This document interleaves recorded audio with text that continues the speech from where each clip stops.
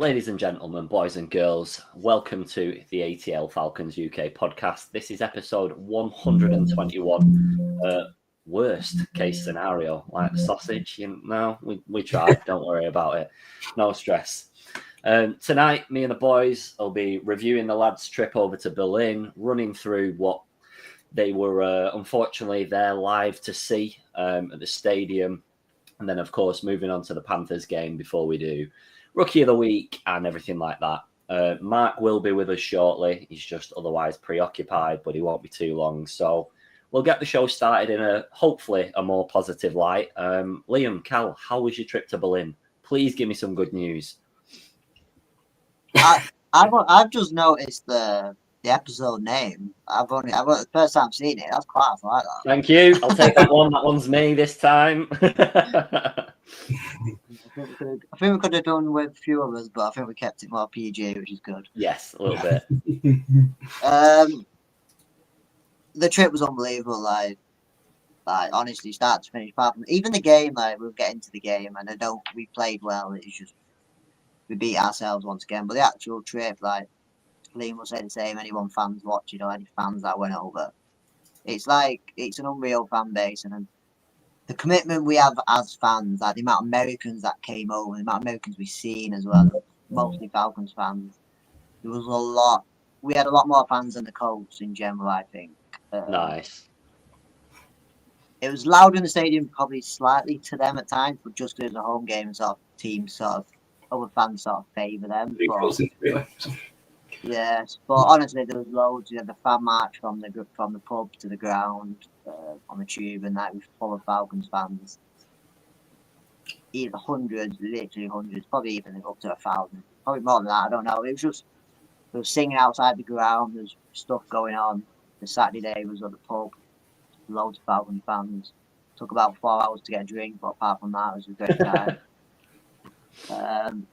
I had a lack of sleep. I think everyone had lack of sleep over the weekend. But honestly, it was absolutely unreal. The amount of fans we meet, not just us, the amount of fans, even UK fans we've met on this trip as well. Like, we might have been speaking on Twitter and Facebook and whatever, but actually meet them face to face, travelling to Germany, it's unbelievable. Like, I'd probably say it's one of the best. You could say everyone probably said that about their own fan base, but how loyal the American fans are, especially for coming over to watch the party. Let's be honest, we're not good. We've been quite a few years. But the UK fans that travel over to Atlanta as well, we've met a few this weekend that are going over 2 or 3 more times this year. Honestly, our fans are one of the best in the league. I don't think it's even a question. We can't knock that at all, can we? We see it at the London games every single year as well. Even though we might be one of the smaller franchises, I still think we're really well represented in terms of the commitment to the team, if not anything else. I believe you had some fat heads on Sunday morning after a rough Saturday night, Liam. Dare you tell anything that you're allowed to say on the show? I sampled a few German beers just to make sure I like them. I do. I can confirm. I like many of them. So it was great. I mean, the Berlin as a city was great. That's my first time visiting the city, and I thought it was really great. Went really well, way down. Like I said, we honestly, the amount of I can't even remember what it's like, and it was like London and stuff, but the amount of NFL fans just around Berlin on that Saturday and Sunday was insane. You couldn't be on a street at a time without somebody who was wearing some kind of NFL merchandise. There was that many there. Every hotel seemed to have Falcons or Colts or neutrals going in and out of it. It almost you literally took over the city. I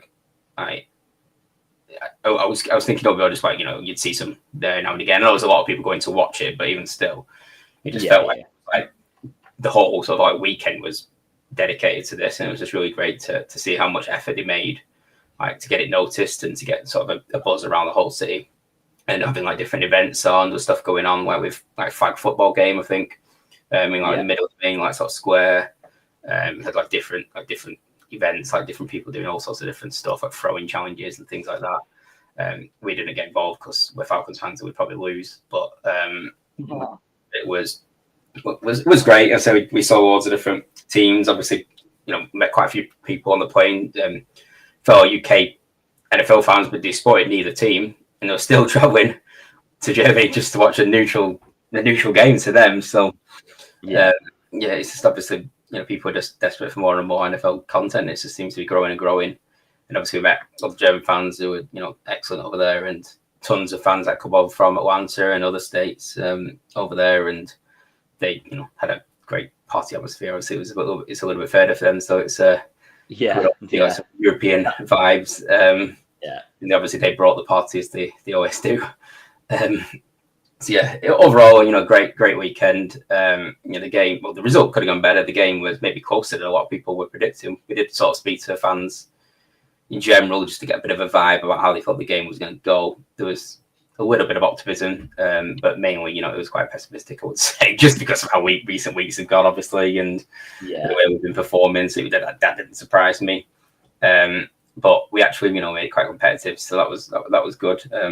Like Hal said, we actually probably should have won, but we'll come on to that part of the weekend very soon. I think one of the things Germany do really well is the commercial side. They've absolutely smashed it for the Falcons, especially. I think we know our fan base is quite small in general. Lots of the ATL Falcons Germany, they smash it as usual, but the commercial side from the Falcons, but the whole NFL, so each pub that has a commercial deal, they had their own pub as well. You didn't have to go in, you could go in any pub. We've seen other fans in ours, but I think it was just the way they did it was perfect. They might do that in London in the future. It's not just the two teams that are playing it, it's just the whole. But like Liam said, we was in a bar at 1:30 in the morning, Sunday morning, and I seen an NFL fan in.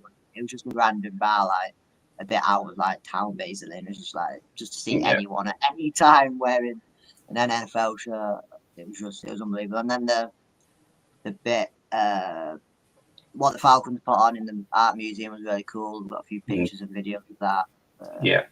Really was. Cheerleaders, the mascots, the stuff they were selling. It was just meeting people, and it was unbelievable, to be fair. But you can always say the result ruined it, but after all, we're sort of used to it. So it is I was gonna say it's not. It's annoying how it happened, but it's not a shock to the system for us, is it? Really? Yeah, so. I think it's it says that the same when we went to Atlanta last year. We fell in love with the city. We'll obviously go back many times thinking our lifetime.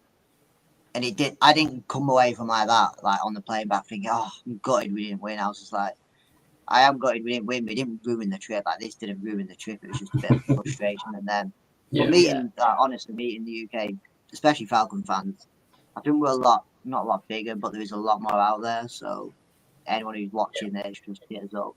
We'll create a group chat, and then we'll make this fan base bigger and more loyal.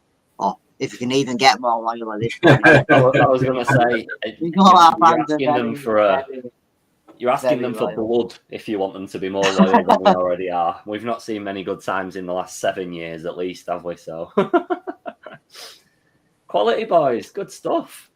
Like you said, it looked like a brilliant event. Wounded, couldn't go, but many more ahead, I'm sure, both over here in the UK, back in Germany, and of course, we'll try and get semi-regular trips over to Atlanta for anyone watching that wants to jump on with us like we did last season. We've got Ben in the house tonight. Thank you again for watching, as always, mate. We're going to try and be tame tonight because this is the 4th week running that we're coming into a loss show. It's getting pretty boring, isn't it? Just losing all the time is really boring. It's really frustrating. It's if you're a good team and you're winning week in, week out, at least a loss keeps you on your toes and keeps you excited. But at this point, we're just taking it on the chin. I suppose we better move into what we watch then. Again, we've spoke about so many of these topics over and over and over again, so I don't want to go back on one ground too much, but you were live. Of course, I watched it on the TV, so we're getting different angles and perspectives. But what was your feeling about the game in terms of when we were up? For example, when we were up, I had this much faith that we'd win, this much. I just can't see us shutting out teams at the minute. And that isn't a discredit to the defence, because I think the defence have been the better of the three teams at the moment in time. But how did you feel at the ground? Was there still that sense of nervousness, or were you just hooked into the moment? I think from my point of view, I think Liam might, I don't know, probably quite similar. Like we were obviously sat next to each other talking throughout the game, and there's certain points we were excited. Like we jumped up and scored the last touchdown, but even then you sort of knew you only needed 3 to take it to overtime. But there was just the defense played well at time, but letting Daniel Jones run for 60-odd yards. And then we'll go to this specific play now because it's in my mind. 3rd and 21, and he's running 19 yards. That is ridiculous. That is on the defense part, and that is. I'm not going to slag the defense completely. It's by far been our best part of the team in like this season, but there is times where Daniel Jones was just running into complete space, and when you've got the game is on the line, and you're 3rd and 21 or whatever it was, and he runs 19 yards. There's no excuse for that, no matter how bad your defense was or how good your defense is. No, so that was like that. As soon as he did that, like you know they're in the 4th down at that point, so they're going to kick the field goal. So I always thought I didn't think it was that close. So it's good the game was close, but I'd rather get beat in like normal time than overtime. As soon as they got the ball, or as soon as we got the ball. Like I think because the rules have changed now, so even if you score a touchdown, like you get the ball back.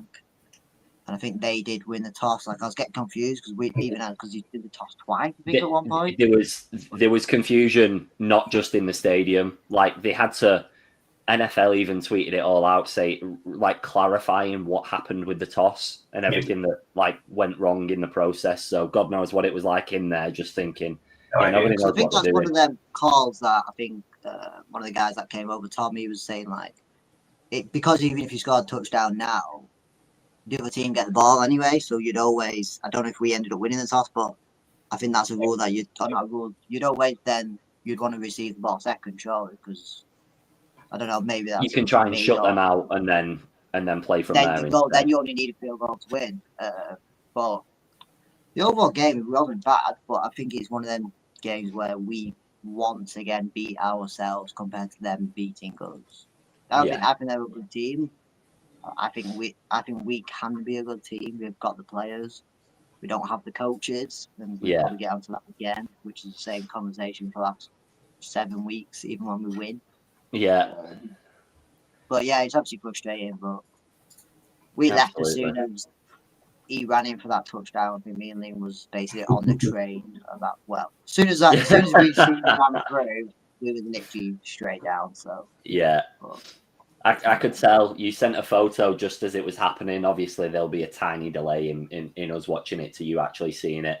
But I knew for a fact that you were not sat directly on your seat at that time, and you were more like halfway up the steps, overlooking it instead, because it was just written in the stars, wasn't it? Oh yeah, we walked down as soon as you got in field goal range. We walked down to like the bottom, and then obviously you can still see it because it's an open stadium. Yeah, as soon as you ran through, me and Liam just went goodbye. Shocking. Just going to hit the comments a quick second and then I'll come to Liam for everything. Regular viewer, as always, electrify. Falcons this week, yet again, single-handedly undoing all the hard work of my antidepressant prescription. Jokes aside, though, there is still positives to take. Just look how good Drake London is.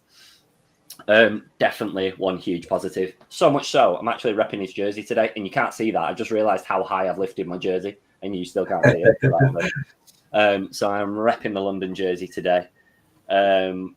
We've got someone asking if Raheem was left in Berlin. I'm sure that's kind of a topic that we'll touch on shortly. However, in fact, I'm going to start with this one, and in fact, no, I'll come back because that's a good talking point in a little bit. So, Liam, what was your feel of the game overall, and then we'll come to that one because I want to fight this person a little bit. Similar to Cal, really. I think we just kind of had some poor individual moments and plays. I thought defensively we were pretty good at like creating pressure and things like that on the quarterback, but like obviously he scrambled however many times, and that was pretty much very easy for him a lot of the time. Like we didn't see him anywhere near Daniel Jones. And ultimately, Jonathan Taylor obviously demolished us. That was kind of the game. I know he's been obviously really good this season. He's been doing it to a lot of teams, but he did have his best game of the season, obviously, against us. And ultimately, I think I'll say what Cal thinks, but our tackling was really bad this game. It was. The amount of like missed tackles, not just on Taylor, but on like on special teams in particular, was awful. We got hands on Taylor, and we could not. We were tackling him so high up, and he just was bouncing off of us, and we were then we were trying to like make like flappy tackles at him, which is just not going to bring somebody. It was diabolical tackling at times. It was really, really bad. And I don't know how many sort of like broken tackles there were in the game. I'm not looked at the stats, but it felt like every single play we barely completed a first like tackle on anyone. And then special teams was another part of it that I wanted to sort of go over. Not so much kicking, but it was punt returns and on both sides of the ball. We didn't get anywhere with our kick returns or the one punt return that we had. We got, I don't know what net yards we got, but it wasn't very many. We gave up. I think two of them did get brought back for a penalty on the Colts. That they had good returns and they got brought back for a penalty. But every single return, whether they got brought back for a penalty or not, they made like 20, 30 yards. It felt like on every single return, and that was just putting them in great field position. Every time, and we were missing tackles, and it was just sloppy sort of play. It was like lacks of like concentration at times. It felt like that kind of thing more than anything else. And we just, like previous weeks, we looked all right early on, and the first half in particular, we looked like we knew how to move the ball, and then again, I've said it about 100 times. It feels like, but obviously they've not seen this like happen, but maybe the Colts adapted, like they changed something, like they, at halftime, whatever it was, and we couldn't react to change again to keep moving the ball. It's kind of like we just carried on doing what we were trying to do. The Colts had worked it out. We stopped looking effective at all, moving the ball both in the air and on the ground, and that was enough for the Colts really to get back in the game and eventually win it. We couldn't really run the ball effectively, certainly not consistently. Penix struggled a little bit with some of his throws were quite poor. He seems to have a thing for sort of feathering the ball downfield a lot, like with these like touch passes that are very, very slow in the air. And it's quite frustrating because like he's giving defensive backs a lot of opportunities to get back to the ball. That's what it felt like with some of his passing in this game in particular. Would like to see a little bit more. I know he's trying to put it in a little hole or whatever, but I think I'd like to see a more fizz on the ball, like instead of just a lot of these like weird floaty passes, which I don't know if it's a him thing or if it's a coaching thing, but like defensive backs were basically like lapping it up because we were able to get there, and and that's why I think that was a big reason why we didn't end up with many passing yards during the game, to be honest. We didn't get Bijan going. Tyler had a decent game, obviously certainly from a touchdown perspective, but we just didn't react to a Colts adjustment. They adjusted. We didn't counter adjust, and we fell flat in the second half, and it kind of went from there because the Colts weren't great. Like they were solid, and but obviously Jonathan Taylor is obviously Jonathan Taylor. But they weren't great with it, Cal, really, overall. And when we watched every bit of them, tried to watch as much of the game as we could, and I don't think they outplayed us in any area other than the fact Jonathan Taylor smashed the daylights out of us. I think if you had a running back that was like even like fifth in the league, we would have probably beat him. But obviously, I think he's like top two at the moment in the league. Well, probably top one to be fair. Like who's been unbelievable. But like you said, the missed tackles. I think we beat ourselves again. I think it was just one of them. Said about the defense. He had an okay game, but overall, it is the missed tackles. It's letting Daniel Jones run for 60 odd yards in the game, which is absolutely criminal. Yeah. The special teams, that one of the worst games I've ever seen. That was Absolutely so one of the worst so games I've ever seen. The amount of that they got past the 40 every time. I'm pretty sure the elites got to the 40. I don't think we got to the 25. I honestly don't think we got to the 25 at all. And that honestly, though, mate, it wasn't just the like preventing them from getting up the field. Pinion punter was really bad. Like really, really bad. One of his kicks went for like 31 yards, and I was like, I've never kicked a ball like that under that pressure. I swear I could do that. I'm convinced I could do that, and I don't think that's my ego speaking. Mark's pulling his face, so let Mark jump in and give his review of the game. Yeah, it's hard. It is harder than it looks, to be fair. We are getting paid £2 million. I think I just I mean I've only come in kind of halfway through what the chaps are saying. Don't disagree with anything. I do think if you've got almost to Carl's point, I think Jonathan Taylor was the complete sort of difference. And I think when we put it like that, right, Jonathan Taylor was the difference. Jonathan Taylor's done that to much better defenses than us. I actually thought the defense played relatively well, and we just had too many kind of just nothing drives, really. To Liam's point, I kind of agree about some of Penix's decision making. I do think that that those throws looked schemed to me. They looked like they were being floated so that they were kind of like go up and get them balls for London. I don't think it was ideal that the Colts had just traded for Sauce, who was obviously under the influence of the Jets flu this past year, because he looked pretty sharp. I think that matchup with him in London all game, I would have preferred him not to have been lined up against Sauce. I think so. Yeah. I think all credit, credit where it's due. And I don't want to kind of revisit and kind of just spew everything that I said last week. I am continuously out on this coaching staff. Apart from Ulbrich, I actually think that with a half decent acquisition at cornerback too, and another year's experience under this defense's belt, they're continuing to be nasty. I think there's a lot of progression there that I've seen, which is great. We just haven't seen progression under that offense, and at this point, lads, I just kind of feel like we're wasting talent. That's how I feel about it.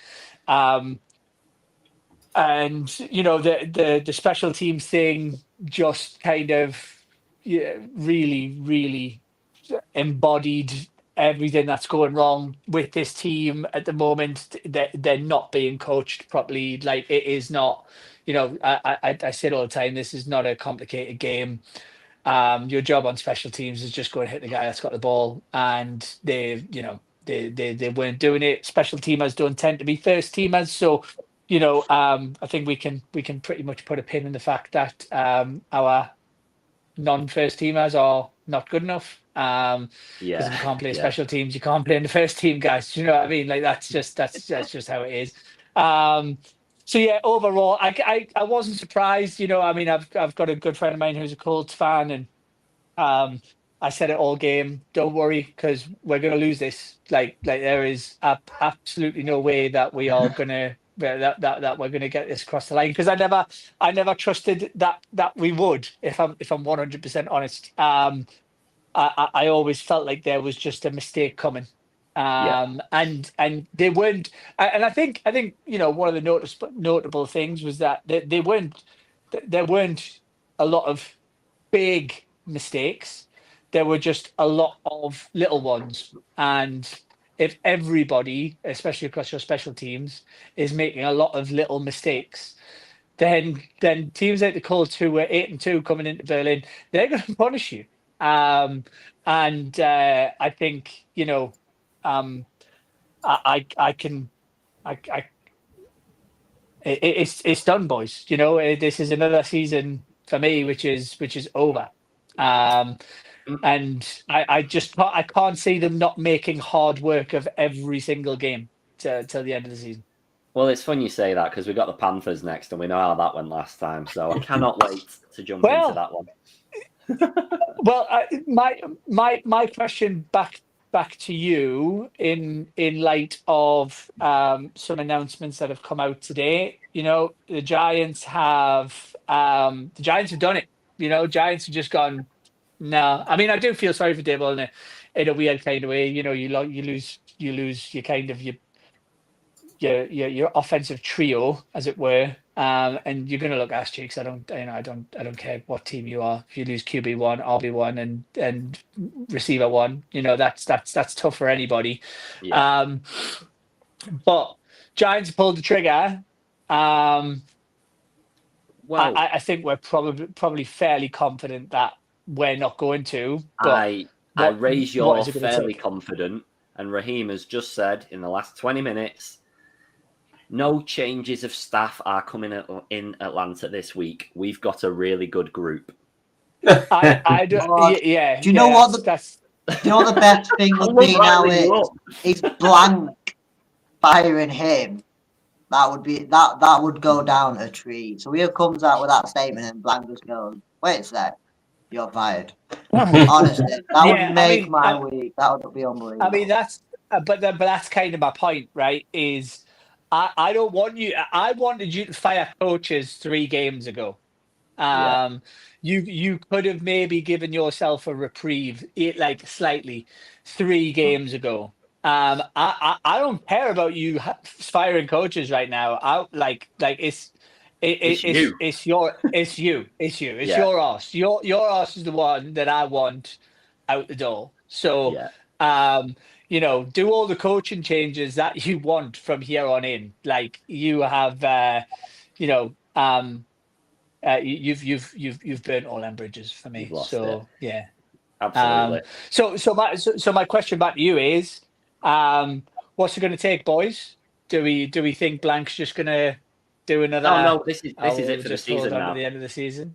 No, I know, but you think we're gonna ride with him until the end of the season? I think we ride until the end of the season. I don't want us to, but 4 losses on the bounce. How can you? What worse trigger than that is that? And don't say 5 losses because I know how maths works, but like it's 4 losses on the bounce. We were still in the playoff shout 4 losses ago. We were still in the playoff shout 3 losses ago, 2 losses ago. Yesterday. Done. Done. No, I agree.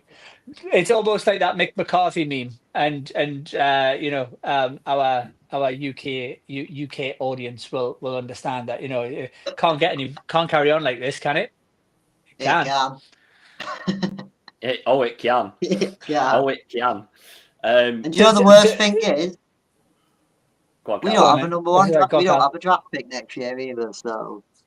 The Rams, because we were going to. So it doesn't even matter. You can't even come. Fans can't even come out like we. I think a lot of UK fans, we would never be about like we want to lose, we want to do that. I think we're quite different to some fans, but no one can come out and say like, oh, we should just go tank because we can't. We literally can't. Yeah, I mean, we could do it for one, but. I mean, the only thing that I will say is. Arguably with a slightly better GM, but you know, Terry's in the hot seat. I'm not fully out on Terry yet, but Terry's obviously in the hot seat as well. You know, we've seen the Niners, we've seen the Rams, funnily enough, you know, not have 1st round picks for 2-3 years, and they've still managed to remain competitive. And there is enough talent in this team for somebody to take it over and work with it. So like there's part of me that goes like yes, you know, we're like especially now with us sitting, I think, at the 9th pick, if memory serves me right.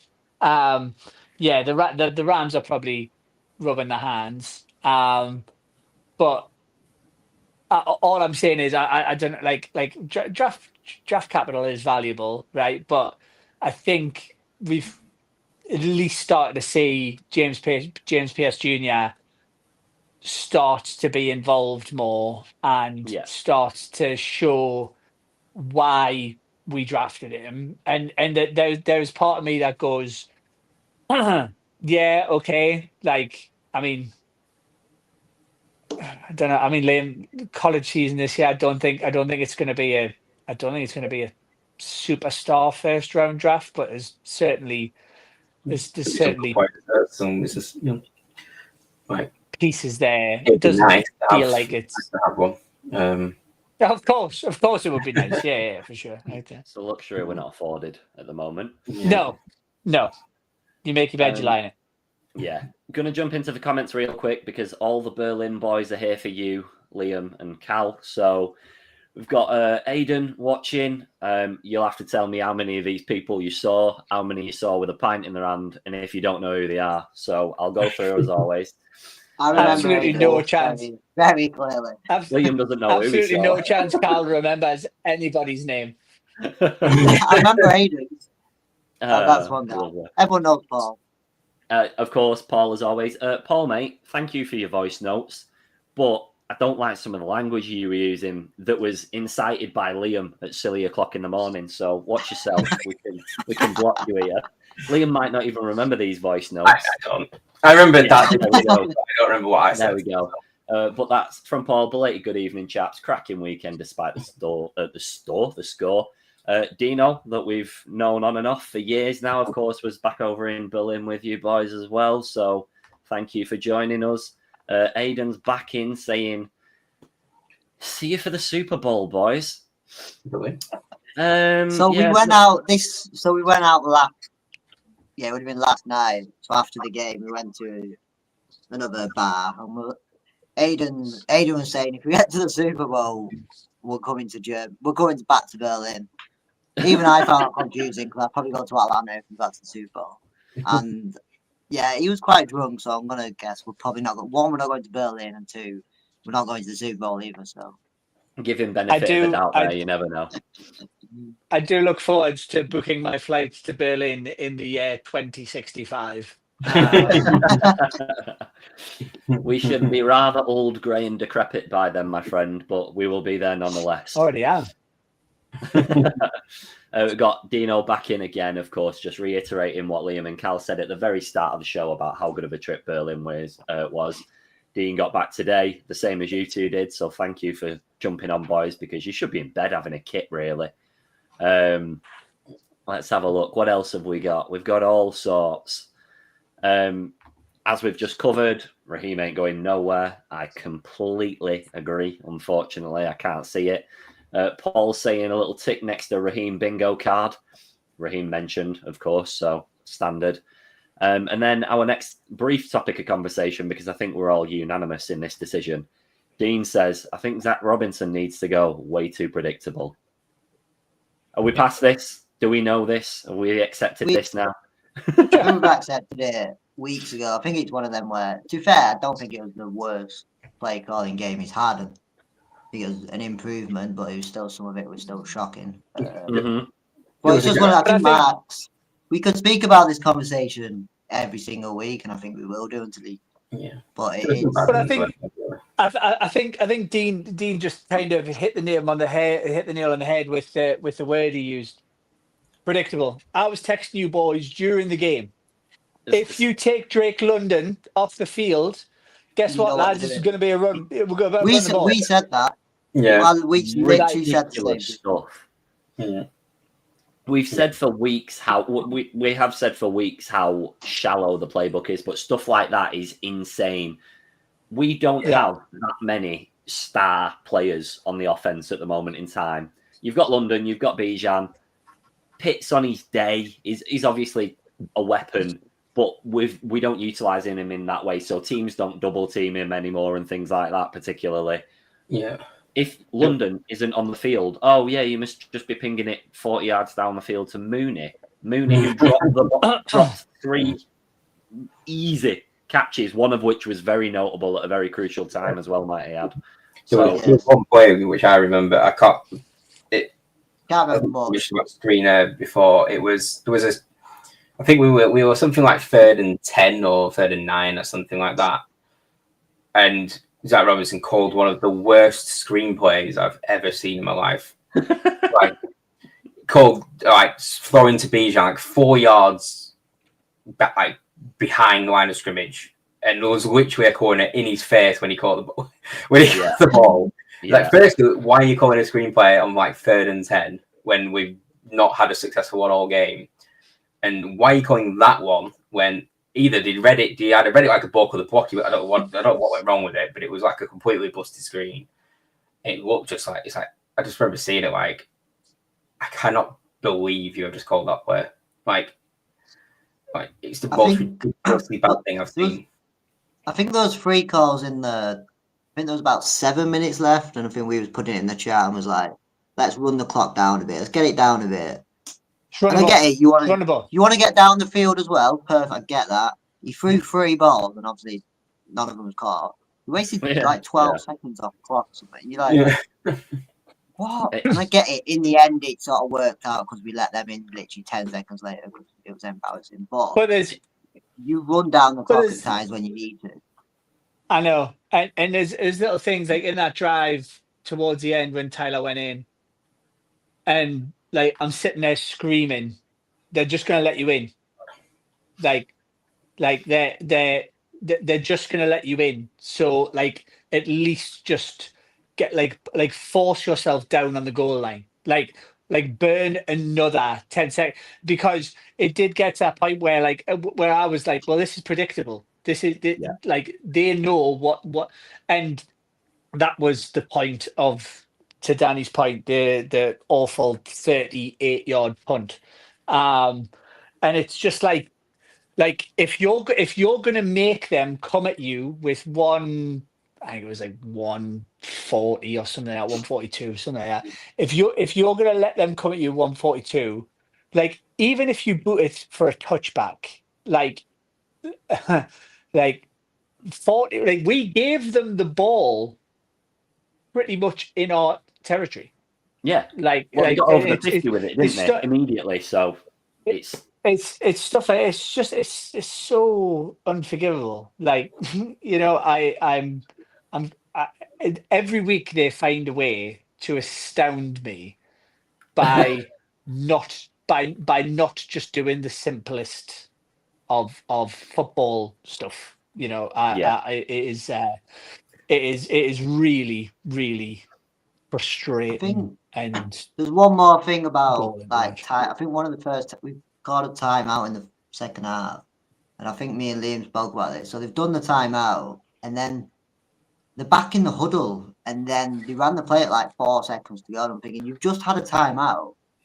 That huddle should have been sorted. That play should have been we should be on the line straight away. And because we watched it from, obviously you can see like been messing around because it's a break and that, but it was like they went in the huddle when we was about to run, when the clock started going down. And you're like, I get it to do that a lot, but I think like it just seemed one of them things where I've seen like it might happen a lot, but I do get what you mean. But if they've seen the defense line up in a certain way, that they go, oh yeah, actually this play is not going to work. I think that was just one thing I was thinking. But that was one comment I just wanted to make is in the other chat for the Germany game. So we called a timeout when there was 22 seconds left and they scored the field goal. Yeah. But a lot of people was like, well, why did we call the timeout? I get we had 20 seconds left. We wanted to try scoring, but we never got past like the 20-yard line, so it seemed a bit. People saying 2 different things. It's like put more pressure on them on a field goal because they had no timeouts at that point, or it was one of them really. I think it was just a bit of a conversation in the chat. But unbearable. We didn't get. I'm going to have to jump to the chat again. We've got a welfare check for Liam. Sorry. Go on, Mark. But we're picking everything apart. right? And I think this is kind of where we're at now, right? Mhm. We're picking everything apart to go. If we'd done better on offense during the game, some of these decisions would be meaningless. Yeah. Our entire problem is we've got a defense that does well, does astoundingly well when we've got a lead. That defense is built to play with a lead, and we can't keep a hold of one. Like I was sitting there going, I know the script here. Where even if we score first, they'll score, then we'll go 3 and out. And it in the first half, I was like, oh, okay, maybe this isn't the script. Maybe and the second half was just like business as usual. Do you know what I mean? And that's where we all are with it now. We're all Yeah. looking at the most minute things, which once upon a time we wouldn't look at because they wouldn't be a big deal. Yeah. But there are all these little things that are adding up, and it's just incompetence. It is. We're looking at intricacies, and ultimately it comes down to the coordinators making dog calls consistently so that the players' mistakes are being elevated or put in the limelight more often. It's like we'll have the debate in a minute. Penix is not a bad player. We had this conversation last week. Penix is not a bad player. He's not performing brilliantly, but he's not performing brilliantly because he's not being put in a position where he can do so. And we're done for the season. Like we're gonna be having the same conversations for the next 8-9 weeks or wherever we're at until it's the playoff season, and then we can start talking about good footballing teams instead. Just a quick one for you, Liam. Tom, as always, evening, gents. Good to see you alive and well, Liam. That's pushing it, but yeah. Thanks for a great evening, Alan, Liam. So you're alive, but you're not well. I can only assume from that. And then we've got Lee in the comments. It was a pleasure meeting you this weekend. We had a blast, and he nearly missed his flight because he was in the bar. I'm surprised he's still there now, pal, to be completely honest with you.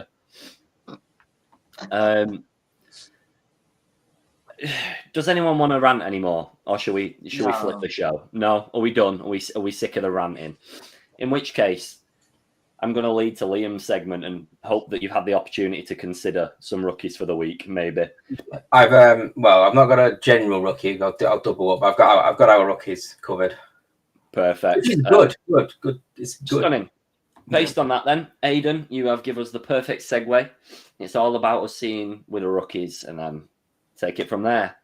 On which note, I'm going to run the clip for Rookie Watch, and then the floor is Liam's, as always, to run through our rookies and somebody from around the league.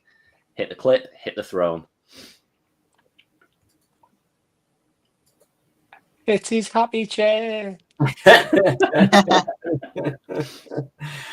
Okay, well, Rookie Watch. So, I think as somebody said in the comments, I think it's in the two talking points this week. Like the rookies actually had quite a good game in general, and they've been having quite a good game in general recently, haven't they? Really. So I think Jalen Walker was our top-rated defensive player overall this week, which he seems to be really progressing. I know a couple of them obviously progressing, but he's the one that I'm seeing the sort of the largest, which you kind of would expect. He was our obviously highest pick, and it was the highest sort of rated player that we were picking from, so you kind of would hope for it. But he's taking a bigger leap in terms of progression that I'm seeing, like week on week.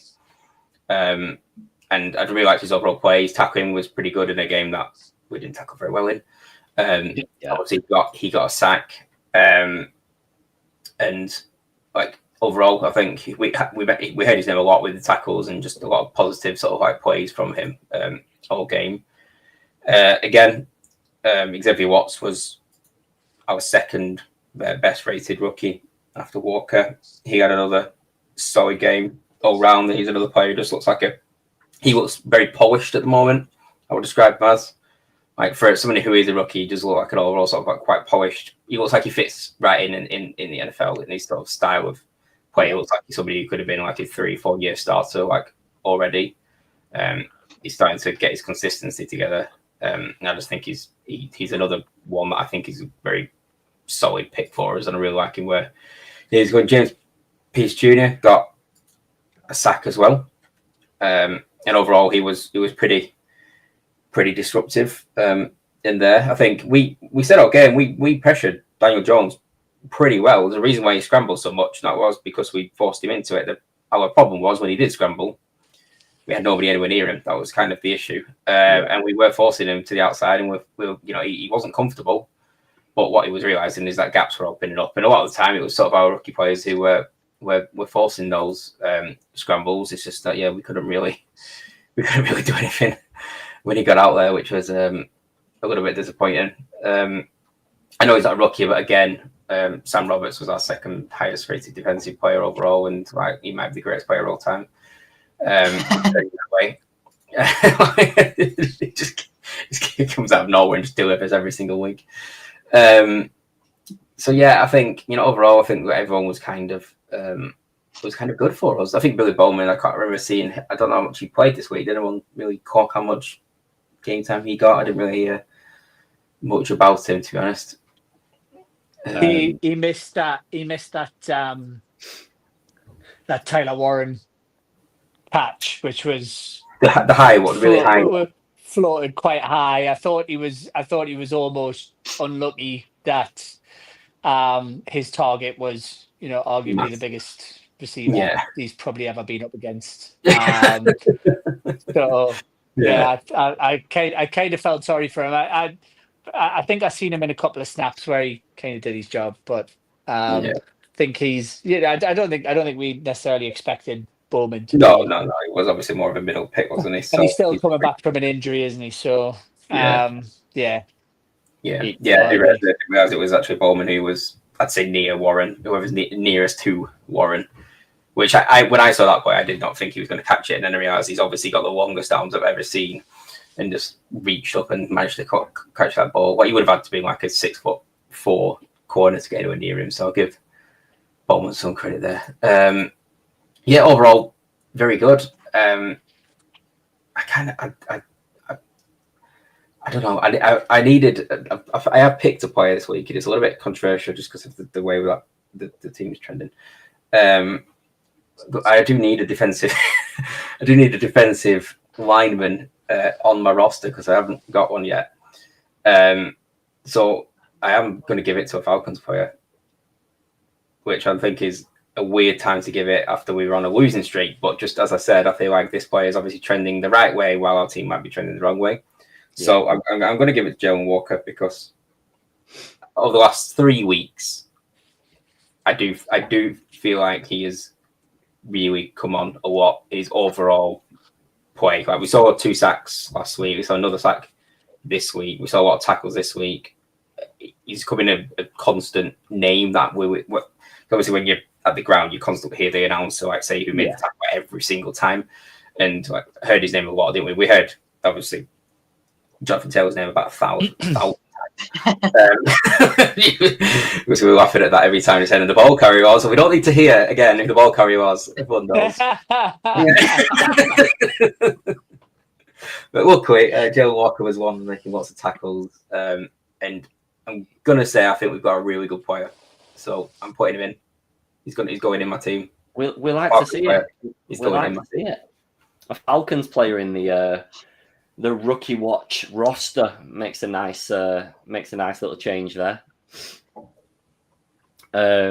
Electrify in the comments saying Pierce and especially Walker have been very, very solid signings, a shining light even throughout the losses. Yep, absolutely. We are very reliant on the rookies at the moment in time, as Liam has just emphasised. So we'll take that and we will run his throne clip one more time. It's a comfy chair. I can say it actually wasn't. But I was happy, as Mark suggests. Mark, have you got a Fraud Watch nomination before I run this clip? It's going to be a really easy one. Liam picked the Falcons player, and so am I going to. Oh, Lord. Right. Roll the clip, and then the floor is Mark's. Fraud Watch time. It's time for Fraud Watch. I'm going to keep it simple this week because I'm also, like Liam, trying to build my roster. I do have a tight end in my sights, not on the Falcons. So hopefully TE1 may be occupied next week.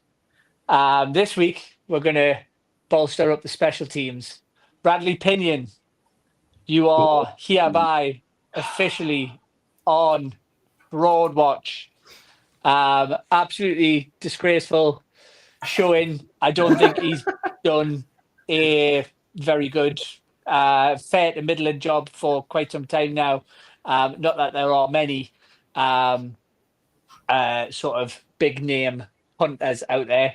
The Bills did sign one a little while ago, but then the allegations came in. So it's it's not necessarily a glamorous position, but certainly for me, he's not doing enough. He's putting the defense in some really, really tight situations. And just because I'm still salty about losing yesterday, Bradley Pinion, you are now the official punter of Fraud Watch.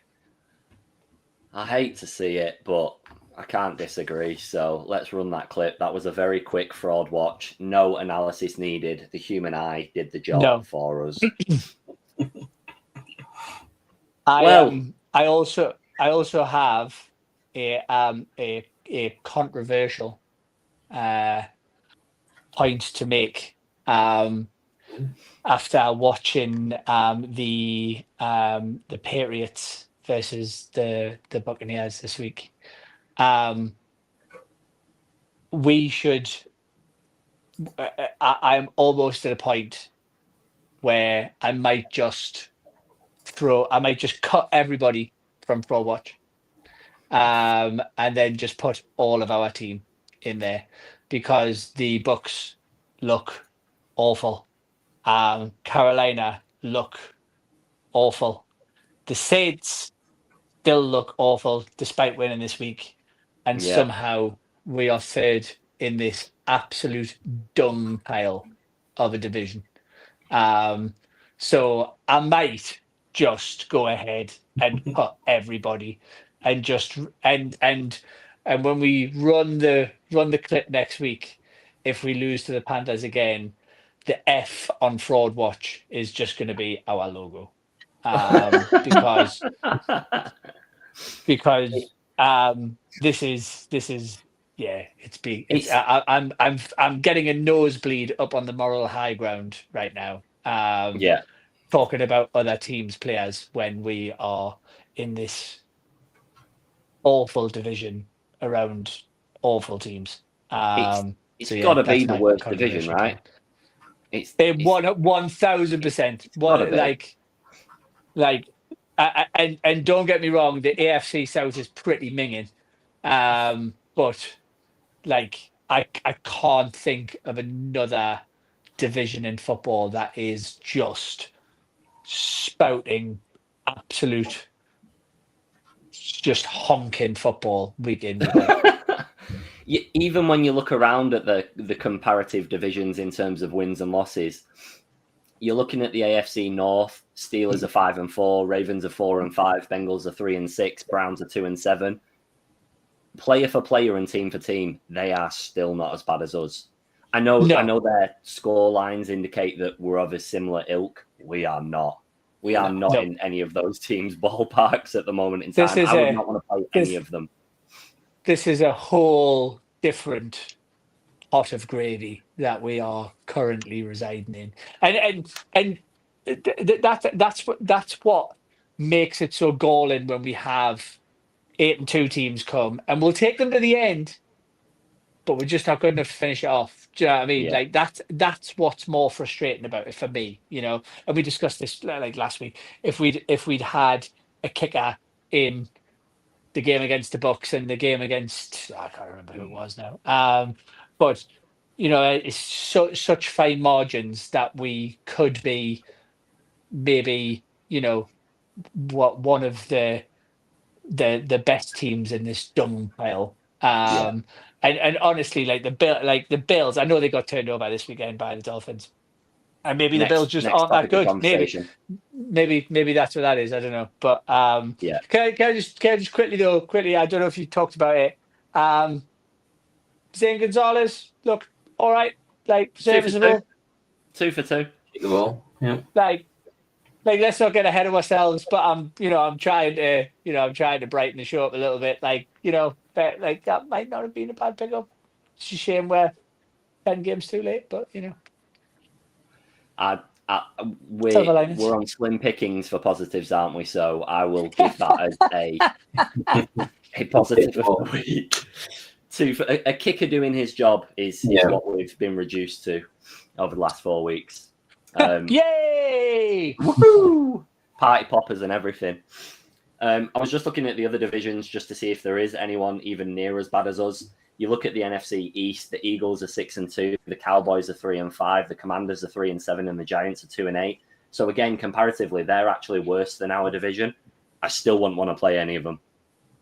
I still wouldn't want to play the Commanders. I still wouldn't want to play the Cowboys. I just don't think we've got it in the tank. Arguably, you'd kind of want to play the Giants. You'd kind of want to play the Giants now that they have all of their talent injured. Yes, Scatterbullous. I wouldn't want to play them if those 3 players were there. Yeah, that's for damn sure. Yeah, absolutely. Stunning. Well, that was fun. That's so depressing, isn't it? We've tried to cut short the negativity section, and it still took like 40 minutes. Oh dear. I fear our shows are going to reduce in time. Does anyone, to finish the show off, want to discuss any of the other games around the league really quickly, just so we can grind on someone else and not ourselves? The Bills and Dolphins game is a very good example that Mark just raised then, because I don't know how they've done that. One of which was a 92-yard drive that Tua finished off in a sensational fashion. Can't explain it. No idea. No idea at all. Yeah, go on, Cal. No, I'm just going to say, I think the league, so for neutral this year, it's unbelievable. I think it's one of the absolute fire. And I think we had a conversation last night, who do you think is going to win? He's going to win the Super Bowl, even get there. And a few people have said it's random teams going to, but I think that's so good. I think people be like, oh, these are better in the playoffs, but there's so many teams at the moment that I can win it because anyone on their day can sort of beat each other. I know in the playoff football it does change a bit with the home advantage and all that, but I don't think like us watching the Colts yesterday. Do I think they're the best team? Probably not. But they're winning games. They're doing what they need to do. We've got one of the best running backs. Daniel Jones is, let's be honest, apart from last week, has been very solid this year. Good to see. Yeah. Apart from yesterday, obviously. NFC side is the same. It's Bills getting beat off the Dolphins as well. It's a great league to be a neutral. It's just a shame we're not competitive. Not neutral. Yeah. But I think it is. I think it's overall good to see. And it's obviously we want someone else being in the Super Bowl apart from the Chiefs and the Eagles this year. Yes. Yeah. Oh, 100%. 100%. And the problem is, I'm still sticking to it. I think the Chiefs dynasty is over. But when every other team is falling apart, they know how to win. So even if they're not at the best this season, they could still win it just because everyone else is so goddamn poor. Oh, for sure. I mean, I completely agree with Carl. This season just continues to be mental. Like if anybody is betting on the NFL, I can only assume that you're mentally ill. Because the nothing for me feels predictable week to week. Like it's almost as if like all of these teams are just bipolar. Like some turn up and just some don't. Like there's so many teams that are just stuttering, like where you wouldn't about. I mean, like I think the standout for me still is probably the Lions. Like I love the way they're playing football, even when they're losing. But like again, that they've got a loss in them. And I just, week to week, I just can't seem to predict it. I don't like the fact that the Pats seem to be picking up some steam because I will forever. I went to football training on Sunday morning to go and see the boys, wearing all of my Falcons regalia, and there's plenty of Pats fans there who were very quick to start cracking 28-3 jokes because they, Patriots fans have the best sense of humor. Mon the Jets, like fair play, like the Browns on the are road. just, Browns are special. Mon the Bears, the Bears are I can see Ben Johnson obviously starting to do stuff for that offense, which is great, and I kind of always did have a good feeling about Caleb. There's just some really unlikely stories that kind of keep happening, and I'm here for it. And Sam Darnold's redemption arc continues. Like that's another thing I love to see. So I kind of find joy everywhere else in the NFL apart from Atlanta. So it's it's good times. It's a good job we have these therapy sessions. You do know our next 3 fixtures, don't you? Yeah, and we've got to win them all. You've got to win 3 straight. No, we're not. Yeah, we're not going to win in those. It don't really matter. I'm just waiting for Mark's blowout after losing next against the Panthers, the Aints, and the Jets. Like, I'll book a day off work for this shit. Guys, that podcast is going to be biblical. You're going to see a man spontaneously combust live on YouTube. Like it's going to be it's chef's kiss. That's what's gonna get you that 1 million view badge, I think, boys. Clips will be all over the internet, mate, and it won't be us doing the clipping. Paul's just jumped in the comments. I don't know, anyone that's watching that's a regular will know that a little while back, Paul's son, Bears fan, was not too happy with the Bears and was requesting a loan move to the Falcons for a short period. Harley definitely did well by not taking the Falcons loan and sticking with the Bears. Could not agree more. But this is why we say, once you've got your team, that's it. You're tagged in, you're stuck. There is nothing you can do about it, whether you like it or not. We're a special breed. And but we are loyal. We are loyal. Well, at least, boys, no one has to watch any more live again for the rest of the season. So that's I did say this in the chat though. I think what this gives us is a real understanding of why, Falcons fans are kind of appear to be very kind of fickle with this organization because we meet international fans all the time, and they have been watching this happen repeatedly for a lot longer than we have. And guys, just remember, there are fans out there of the Jets and the Browns, and unfortunately, I personally have spent far too much money on this team now to not support them. So it is one of them now. It's a life sentence, and it's a life sentence for us all. One day it might be nice. You never know. And that one day will live long in the memory. The memory of which will probably last about 6 months after we win a Super Bowl, because we're at least going to be in our 80s by then. So we'll keep trying. Right, boys. I think that's show. We've been negative as we can. We've given a little bit of props to London for being stand out, a little bit to Bijan, even though he's underutilized. Criticize the coaching, as always, of which we all agreed that we're probably locked in for the season now, regardless of what happens. Maybe it will change if you lose a couple of these next 3, because they would be horrific on your CV. So let's see how that pans out. This is my last show for 3, maybe 4 weeks, unfortunately. I'm off to Thailand on Wednesday for a good chunk of time, so I will be leaving the show in the very capable hands of the boys and potentially some guests if they want to stick up the numbers at any point. I hope to come back with the Falcons 3 wins on the bounce. I will not put a single penny on that.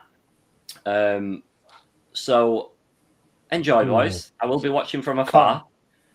Can't wait to be 6-6. Hey, I hope that happens. I hope that happens with every fibre in my body. But do I see it? I don't know. I can't wait to see Cal's Aints watch following the Aints game in a couple of weeks' time. That should be an interesting one. So we'll make sure we've got a VT lined up for that. That definitely will not be PG.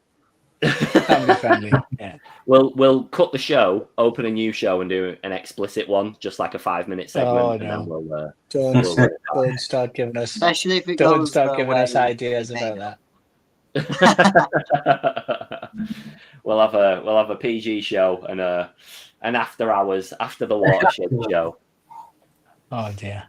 Electrify says, and thank you very much. Have fun in Thailand. If we start winning when you're away, you'll have to move there to keep the luck going. So basically, I'm either sentenced to coming back to the Falcons still on 3 wins, or I'm living in Thailand for the rest of my life. So we'll see how that goes. Will wait at Manchester arrivals, and I will boot you back onto that plane if I have to. Can you pay for my return ticket, please, so I can at least go back out there? Nope. I'm going to be skint by the time I'm back. Stunning, boys. Mark, would you like to sign us off for my final show for the next month or so, please? Guys, if you have enjoyed tonight's group therapy, then you can watch us back on all social media platforms. We also are available in the audio version on all of the major podcasting apps. So you can find us on Spotify, Apple Podcasts. Mic check. Or wherever you get your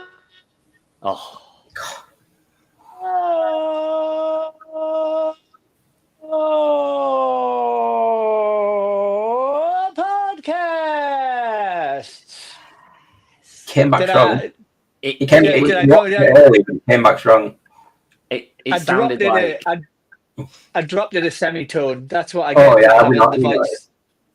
it sounded like you that's use what I get. auto tune where you That's can't what sing but use auto tune and it like warbles. I can transform you. I think I have no idea how to stop that from happening, so I'm not going to apologize for it anymore. We like it. We like it. It's something to watch. And audio listeners, you can suck up the sound effects. Yeah. I bought a microphone from the TikTok shop, and that didn't do anything either. So it's typical. It's typical. Your lungs are just too big, pal. Just too big. That's what you get for being a rock star. I'm like a rock and roll Brian Blessed. Our American audience are not going to know who he is. Google him. Google it. He's a rather large fellow with a rather large voice, but what a man. Ladies and gents, boys and girls, thank you very much for watching and coasting us through another therapy session. 4 losses on the bounce. It's going to be followed by 3 wins on the bounce. We'll catch you all next time. Thank you and good night, I suppose. I'm trying to end it on a high, but that'll do for us. See you all next time. End the show. Cal and Liam need to go to bed.